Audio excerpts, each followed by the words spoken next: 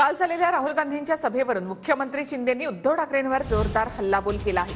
हिंदू धर्माचा अपमान करणाऱ्यांसोबत बसायला लागले आणि यावरून ठाकरेंनी माफी मागायला हवी होती असं म्हणत शिंदेंनी ठाकरेंवर निशाणा साधलेला आहे। तर भाषणावेळी ठाकरे तमाम हिंदू बांधवांनो म्हणायला सुद्धा विसरले असं शिंदेंनी म्हटलं। आगामी काळामध्ये जनताच उद्धव ठाकरेंना तडीपार करेल असं शिंदेंनी म्हटलं आहे।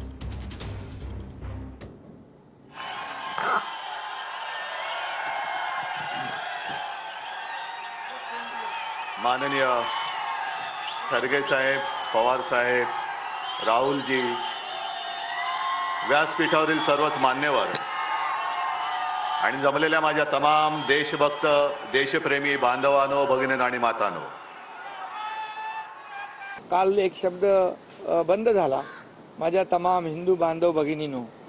आता पूर्वी हिंदू हृदय सम्राट बाळासाहेब हिंदू हृदय सम्राट म्हणायला देखील जीभ कचरायची।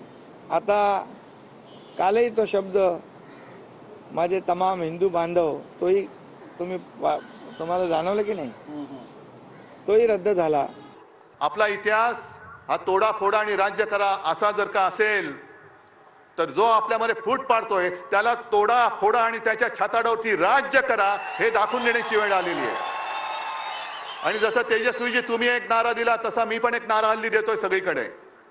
आणि ते जे म्हणतात अबकी बार, मी म्हणतो अबकी बार भाजपा।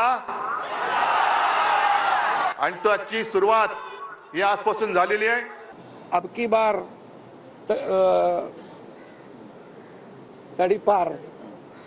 तडीपार आता स्वतः त्यांना तडीपार या महाराष्ट्रातल्या शिवसैनिकांनी केलंय, जनतेने केलंय। 1.5-2 वर्षापूर्वी उबाटाच्या लोकांनी जाऊन पहिलं तिथे माफी मागितली पाहिजे होती।